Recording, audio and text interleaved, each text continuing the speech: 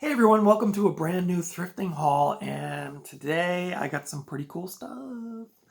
Um, I think they're all DVDs. I didn't get any VHS or Blu-rays recently, but I did get some pretty cool stuff. So the first one up, I'm actually going to do a review of P2, New Level of Terror. So this was a really cool movie. I'd never seen this, but heard a lot of good things about this movie. I think this is from 2007, I want to say. Yep, 2007, 98 minutes runtime. But this was an X rental I got. But this was a really cool movie, and like I said, I'm doing a review of this right around this time, so be sure to check that out. The next one up I got, wow, oh, my heart. Roy Orbison, 1982 performance on Austin City Limits. This was, look at the, I don't know if you can see that track list, but this one was just,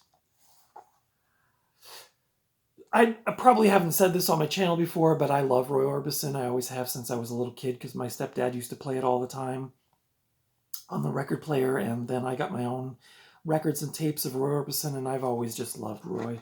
And this is kind of like his comeback period into the 80s.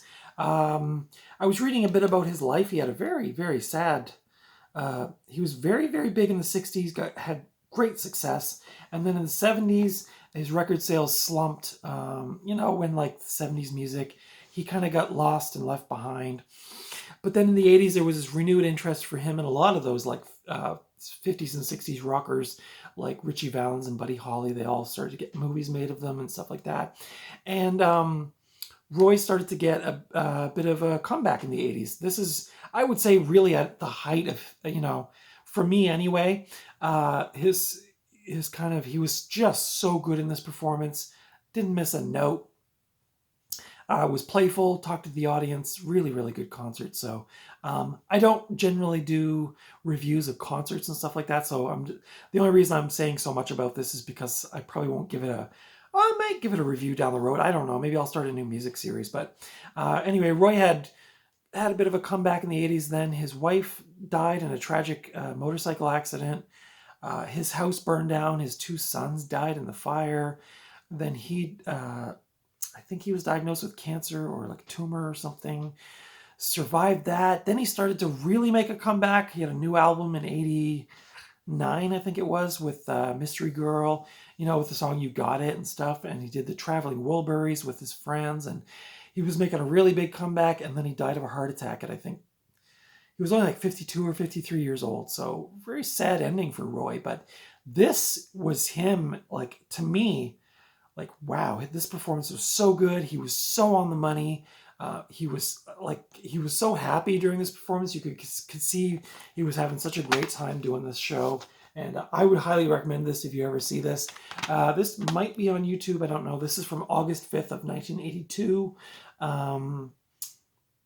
So a little over 40 years ago. And great. So really happy to find that. I did watch that concert and just totally loved it. The next one up I got was an old favorite of mine, Lady and the Tramp. It's an old Disney movie from 1955, an animated classic, you could say. I'm trying to remember, this got re-released to the movie theaters when I was a teenager. I'm guessing it must have been 85, which would have been like the 30th anniversary of this movie. I went to see this in this theater several times, at least twice, if not three times. And I've been looking for a nice copy of this. I just found this DVD recently at the thrift store and picked it up. It's a really nice edition. I'm sure this has a Blu-ray, but this is a minty condition. So I did watch this the other night. I love this movie. Such a great, just a wholesome 50s Disney family movie. The two dogs falling in love. Yeah. Lady and the Tramp. Great. Glad to add that to my collection. This might be a strange follow-up to Lady and the Tramp, but the next one I got is Hellraiser Revelations. I believe this is from it says 2011, so don't know anything about this movie. I do like the Hellraiser franchise. I do like the characters in Hellraiser, Pinhead, and the Cenobites, so I grabbed this one. I don't know. I don't think this one has doesn't get great reviews, I don't think, but I'll check it out. The cover looks pretty scary, at least. The next one up I got, another midnight movie. You know, I love me some midnight movies. This is a line that came out from MGM. This is The People That Time Forgot, which I actually found this in the kids section. I think they put it in the kids section by mistake. But yeah, I'm always on the hunt for these movies from the Midnight Movies series. They're usually like cult classics or these like forgotten movies. So yeah, I'm happy to add this to my collection. This is from 1977. I haven't actually watched this one yet, but it looks pretty fun. I like these like Lost in Time kind of dinosaur movies, so we'll check that one.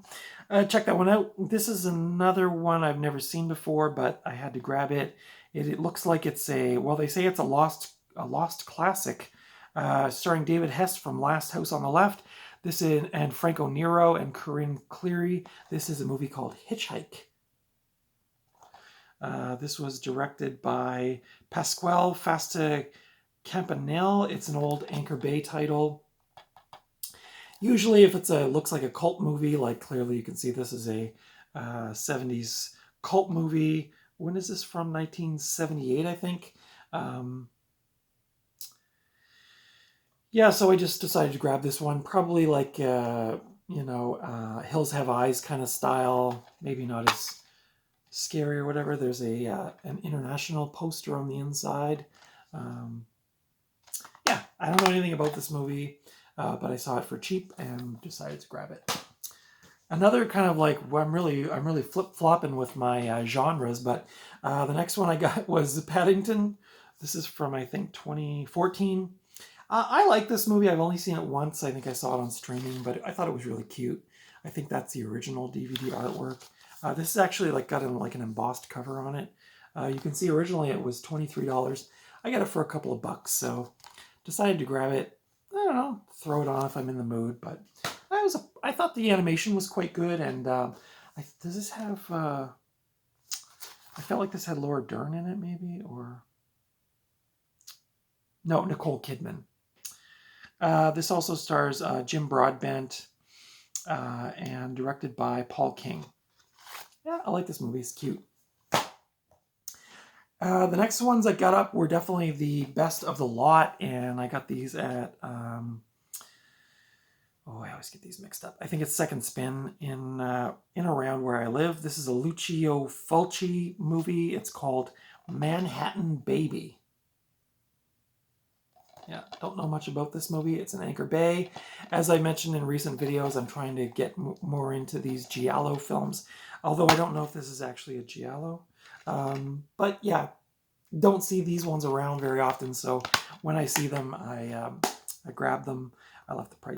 Yeah, paid a little bit more for that one. But like I said, whenever I see these like old Anchor Bay ones, the giallos, if I see those around, I just grab them because you don't see those ones around very often. And then probably the best one I found recently, which I paid a lot of money for actually, but I think this is this one's actually definitely out of print, and I'm really hoping this one isn't missing anything, but I found the Sleepaway Camp Red Cross edition, which is the first three Sleepaway Camp movies. I've only seen the first one. I haven't seen the second or third one. This is another old Anchor Bay one. I feel like this one's pretty rare. I have never seen this in the years that I've been thrifting, but I've heard lots of people talk about it. I've seen lots of people feature it on their channel, but this is a pretty nice box set. It comes with a little booklet, a Camp Diaries booklet, which has notes from the movie, pictures from the movie, things like that. Yeah, so that's in there. And then it has the first, like I said, it has the first three Sleepaway Camp movies. So there's Sleepaway Camp, the classic, right there. I don't think there's any. Oh well, it has the poster art on the inside as well. I'm assuming that's the chapter list, which yes, it is. And they come in these white DVD cases, which is kind of different. It also has Sleepaway Camp 2, Unhappy Campers. Looks great. Little nod to Freddy and Jason there. There's the inside of that one. Pretty cool. And it also has Sleepaway Camp 3, Teenage Wasteland. So you got that as well. So yeah, so I've only seen, I actually just did a review of part 1 recently. But like I said, I had never seen this box set out in the wild. I paid a bit more for it than I would normally buy or pay for movies. But like I said, I feel like this one was maybe not a common one that you're going to come across. Or if you do come across it, it's going to be like ridiculously expensive. The only thing I don't know about this, and I tried to research online, is I think, and you guys can correct me if I'm wrong, but I thought maybe it came with a disc just in a paper sleeve, and that was Sleepaway Camp 4, but that's not in here. So I'm really hoping I'm not missing that and that this is a complete set. I did ask the person at the store when I bought it, and he said this was complete. So I'm guessing maybe the part 4 came out in like a later edition or something like that of this, because I know this one's infamous because this Red Cross is actually copyrighted to the Red Cross organization. And when this came out, the Red Cross, I believe, is my understanding, is that they sort of said issued a cease and desist on this, and this went out of print because they didn't get permission to use this on the box. So I don't know how rare it is now, or if I'm missing that, like I said, that 4th disc. I'd be very upset if I was missing that, but anyway, that was my thrifting haul for this week. A pretty cool collection. I mean, I got a couple of kids' movies. I got a midnight movie disc. I got some music, some Roy Orbison. I got some kids' movies. I got some Giallo, and I got, like I said, that Sleepaway Camp box set, which was definitely on my wish list over the last few years. So really happy to find that. Might get around to doing a review of part 2 and 3 eventually. But if you do want to see my thoughts on the first Sleepaway Camp, it is on my Fright Friday playlist, so you can go back and check that out. That's it for today. If you like this video, consider giving me the thumbs up. Most of my DVD thrifting haul videos get really good amounts of watches, so I guess you guys like those videos. I like doing them. Obviously, I can't do them all the time because I would then have no money to pay rent, but when I can, I like doing them. So let me know your thoughts on any of those films. Did you love those films? Some of those your favorites, or did you not like some of those films? Are they on your wish list? I love talking to people about movies and stuff like that, physical media, so consider leaving a comment below if you wish. Thank you to everybody who has subscribed recently and left comments and liked my videos. I really appreciate all the support, and it keeps me going. And that's it for today. So thank you for watching all the way to the end. That's it. Until next time, I will see you at the video store or the thrift store or just out somewhere. Until next time, take good care of yourselves and your family. Thanks for watching, and I will see you in the next video. Bye.